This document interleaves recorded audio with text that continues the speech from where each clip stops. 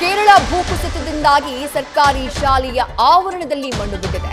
ಮಣ್ಣಿನ ಜೊತೆ ಆವರಣದಲ್ಲಿ ಬೃಹತ್ ಬಂಡೆಗಳು ಉರುಳಿಕೊಂಡು ಬಂದಿವೆ.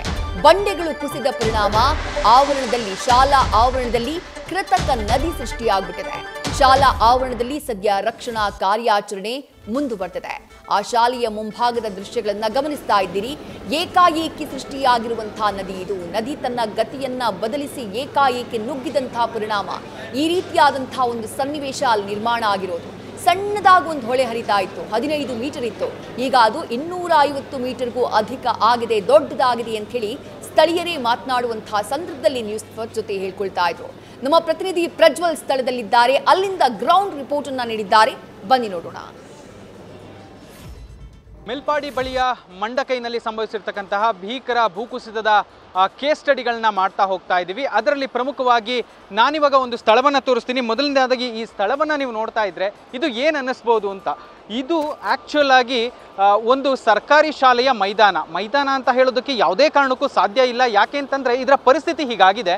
ಮೇಲ್ಭಾಗದ ಮಂಡಕೈನಲ್ಲಿ ಭೂಕುಸಿತ ಉಂಟಾದರ ಪರಿಣಾಮವಾಗಿ ಇಲ್ಲಿ ಇದ್ದಂತಹ ಶಾಲೆಯ ಗ್ರೌಂಡಿನ ಮೇಲೆ ಜೊತೆಗೆ ಶಾಲೆಯ ಮೇಲೆ ಸಾಕಷ್ಟು ಮಣ್ಣು ಮತ್ತು ಬೃಹತ್ತಾದ ಬಂಡೆಗಳು ಬಂದ ಪರಿಣಾಮವಾಗಿ ಇಲ್ಲಿ ಕೃತಕವಾದ ಒಂದು ನದಿಯೇ ಸೃಷ್ಟಿಯಾಗಿರ್ತಕ್ಕಂಥದ್ದು. ಈ ನದಿ ಸದ್ಯ ಅಟ್ಟಮಲ ಮತ್ತು ಈ ಒಂದು ಮಂಡಕೈ ಆಗಿರ್ಬೋದು, ಚೂರರ್ಮಲ ಆಗಿರ್ಬೋದು, ಈ ಒಂದು ಗ್ರಾಮಗಳ ಸಂಪರ್ಕವನ್ನೇ ಕಡಿತ ಮಾಡಿರ್ತಕ್ಕಂಥದ್ದು. ಆ ಭಾಗದಲ್ಲಿ ಏನು ದೃಶ್ಯಾವಳಿಗಳಲ್ಲೇ ನೋಡ್ತಾ ಇದ್ದೀರಾ, ಆ ಮೇಲ್ಭಾಗಕ್ಕೂ ಕೂಡ ಹೋಗಿ, ಅಂದರೆ ಮಂಡಕೈನ ಮೇಲ್ಭಾಗದಲ್ಲಿ ಏನು ಗುಡ್ಡ ಕುಸಿತ ಆಗಿದೆ ಅಂತಹ ಒಂದು ಸ್ಥಳಕ್ಕೂ ಕೂಡ ಹೋಗಿ NDRF ತಂಡ ಆಗಿರ್ಬೋದು, ರಕ್ಷಣಾ ಪಡೆಗಳಾಗಿರಬಹುದು, ರಕ್ಷಣಾ ಕಾರ್ಯಾಚರಣೆಯಲ್ಲಿ ತೊಡಗಿರ್ತಕ್ಕಂಥದ್ದು. ಮೇಲ್ಭಾಗದಿಂದ ಸಾಕಷ್ಟು ಪ್ರಮಾಣದ ಮಣ್ಣು ಆಗಿರ್ಬೋದು, ಮತ್ತೊಂದು ವಸ್ತುಗಳು ಅಲ್ಲಿಂದ ಕೊಚ್ಚಿ ಬಂದಿರತಕ್ಕಂಥದ್ದು.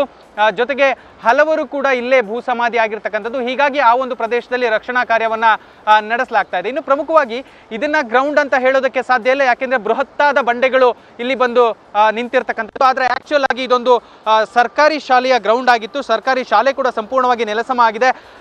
ಆ ಒಂದು ಶಾಲೆಯ ಮೇಲ್ಭಾಗದಲ್ಲೇ, ಗ್ರೌಂಡಿನ ಮೇಲ್ಭಾಗದಲ್ಲೇ ಸಂಪೂರ್ಣವಾಗಿ ನದಿಯಂತೆ ನೀರು ಹರಿತಾ ಇರತಕ್ಕಂಥ ದೃಶ್ಯಾವಳಿಗಳನ್ನ ನೋಡ್ತಾ ಇದ್ದೀರಾ. ಮರಮುಟ್ಟುಗಳು ಕೂಡ ಸಂಪೂರ್ಣವಾಗಿ ತುಂಡಾಗಿ ಬಂದು ಇಲ್ಲಿ ಸೇರ್ಕೊಂಡಿರ್ತಕ್ಕಂಥದ್ದು. ಇನ್ನು ಪ್ರಮುಖವಾಗಿ ಆ ಭಾಗದಲ್ಲಿ ಏನೊಂದು ಹಿಟಾಚಿ ಕೆಲಸವನ್ನ ಮಾಡ್ತಾ ಇದೆ, ಅದು ರಕ್ಷಣಾ ಪಡೆಗಳಿಗೆ ಮಾರ್ಗವನ್ನ ಕಲ್ಪಿಸೋದಕ್ಕೆ, ಅಂದ್ರೆ ಅಟ್ಟಮಲ ಏನೊಂದು ಒಂದು ಸ್ಥಳ ಇದೆ, ಆ ಸ್ಥಳಕ್ಕೆ ಈ ಒಂದು ಪ್ರದೇಶದಿಂದ ಒಂದು ಸಂಪರ್ಕವನ್ನು ಕಲ್ಪಿಸಲಿಕ್ಕಾಗಿ ಈ ಒಂದು ಕೆಲಸವನ್ನು ಈ ಭಾಗದಲ್ಲಿ ಕೃತಕವಾದಂತಹ ಒಂದು ಸೇನಾ ಪಡೆಗಳು MEG ತಂಡ ಏನಿದೆ ಅದು ಒಂದು ಸೇತುವೆಯನ್ನು ಕೂಡ ನಿರ್ಮಾಣ ಮಾಡೋದಕ್ಕೆ ಈ ಒಂದು ಕಾರ್ಯವನ್ನು ಮಾಡಲಾಗ್ತಾ ಇರ್ತಕ್ಕಂಥದ್ದು. ಇನ್ನು ಮೇಲ್ಭಾಗದಲ್ಲಿ ಕೂಡ ನೋಡ್ತಾ ಇದ್ದೀರಾ, ರಕ್ಷಣಾ ತಂಡಗಳು ರಕ್ಷಣಾ ಕಾರ್ಯಾಚರಣೆ ನಡೆಸೋದಕ್ಕೆ ಸನ್ನದ್ಧರಾಗಿ ನಿಂತಿರ್ತಕ್ಕಂಥದ್ದು.